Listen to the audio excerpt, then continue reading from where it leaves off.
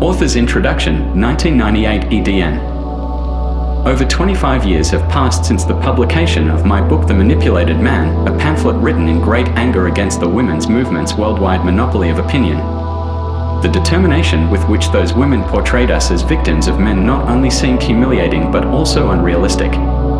If someone should want to change the destiny of our sex, a wish I had then as I have today, then that someone should attempt to do so with more honesty. And possibly also with a little humor. I would like to take the opportunity presented by the reissue of my book to answer to questions which I am asked again and again in this context. People often ask me if I would write this book again. Well, I find it right and proper to have done so.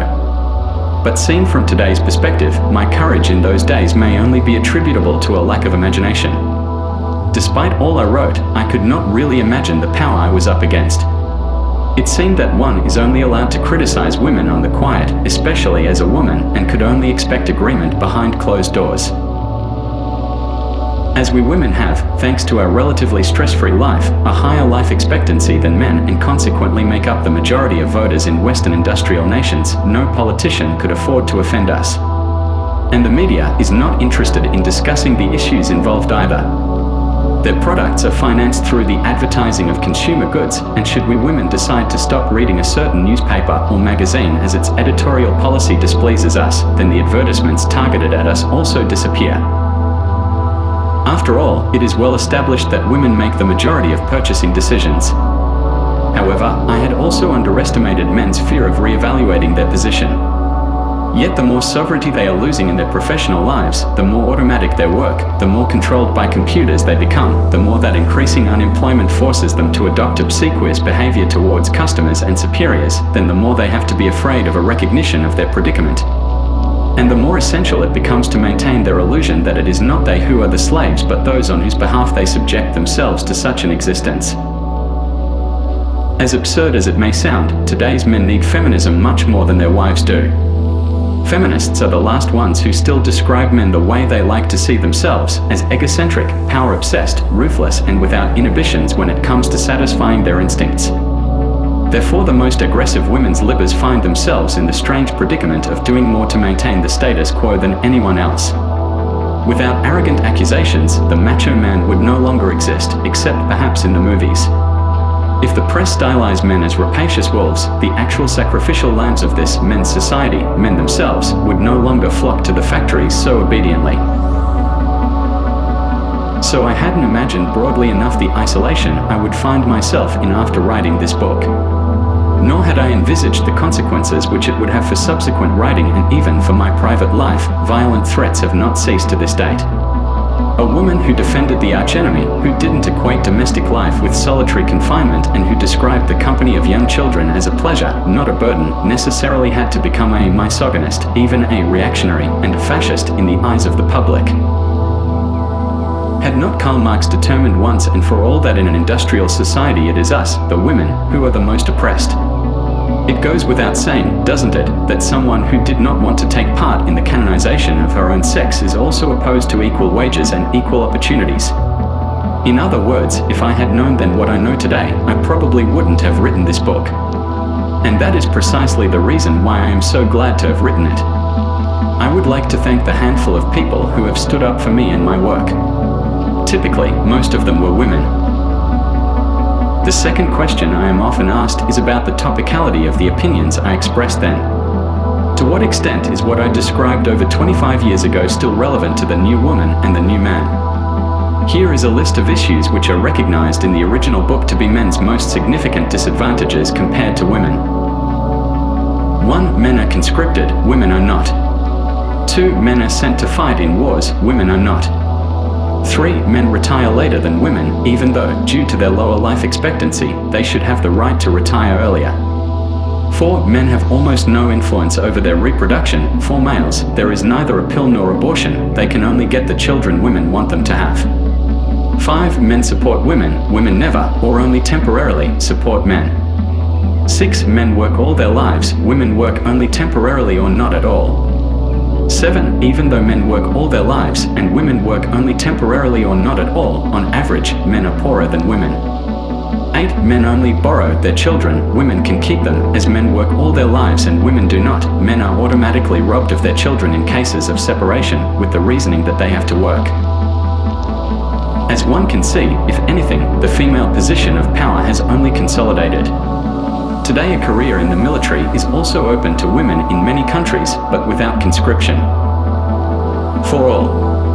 Many achieved for themselves the right to practice their job for the same number of years as their male colleagues. However, the retirement age was not increased for all of us. And now as before, it does not occur to the underprivileged to fight against this grotesque state of affairs. Only as far as the 6th point is concerned has there been a significant change. In the more entertaining spheres of work, there are more and more women who happily and willingly work and still keep their jobs despite having the children they nevertheless desire. But only a few of these women would be prepared to offer a life of comfort not only to their children but also the children's fathers, supported by their often substantial salaries, and fewer would further be prepared, in case of a separation, to give up their home and offspring and support the next admirer with what is left of her income. Also, men would not like it. Emancipation may be fine, but to be kept by a woman is still not acceptable. Housekeeping and raising children is not worthy of a real man. Sadly, women's manipulation of women is as topical today in the UK as it was back then, but so are the measures which could be used to end it, to the benefit of both sexes. In the meantime, however, there are already a few feminists who are talking also about men as human beings, so the continuation of this discussion may not have to be conducted quite so loudly. Esther Vilar, August 1998. The slave's happiness. The lemon-colored milligram skids across the road, and the woman driver brings it to a somewhat uncertain halt. She gets out and finds her left front tire flat. Without wasting a moment, she prepares to fix it. She looks toward the passing cars as if expecting someone. Recognizing this standard international sign of woman in distress, weak female let down by male technology, a station wagon draws up. The driver sees what is wrong at a glance and says comfortingly, "Don't worry. We'll fix that in a jiffy." To prove his determination, he asks for her jack. He does not ask if she is capable of changing the tire herself because he knows she is about 30, smartly dressed and made up, that she is not. Since she cannot find her jack, he fetches his own, together with his other tools. 5 minutes later, the job is done and the punctured tire properly stowed. His hands are covered with grease. She offers him an embroidered handkerchief, which he politely refuses. He has a rag for such occasions in his toolbox. The woman thanks him profusely, apologizing for her typically feminine helplessness. She might have been there till dusk, she says, had he not stopped. He makes no reply and, as she gets back into the car, gallantly shuts the door for her. Through the wound-down window, he advises her to have her tire patched at once, and she promises to get her garage man to see to it that very evening. Then she drives off. As the man collects his tools and goes back to his own car, he wishes he could wash his hands. His shoes, he has been standing in the mud while changing the tire, are not as clean as they should be. He is a salesman. What is more, he will have to hurry to keep his next appointment. As he starts the engine, he thinks, women. One's more stupid than the next. He wonders what she would have done if he had not been there to help. He puts his foot on the accelerator and drives off, faster than usual. There is the delay to make up. After a while, he starts to hum to himself. In a way, he is happy.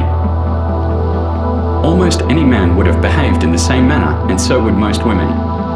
Without thinking, simply because men are men and women so different from them, a woman will make use of a man whenever there is an opportunity. What else could the woman have done when her car broke down? She has been taught to get a man to help. Thanks to his knowledge, he was able to change the tire quickly and at no cost to herself.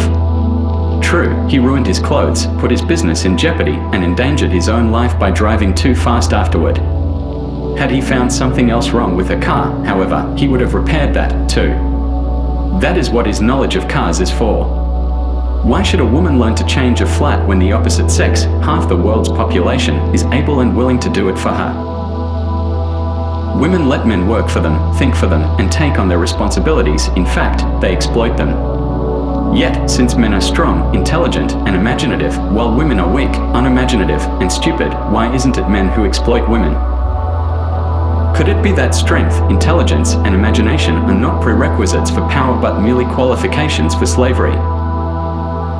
Could it be that the world is not being ruled by experts but by beings who are not fit for anything else, by women? And if this is so, how do women manage it so that their victims do not feel themselves cheated and humiliated, but rather believe themselves to be what they are least of all, masters of the universe? How do women manage to instill in men this sense of pride and superiority that inspires them to ever greater achievements? Why are women never unmasked?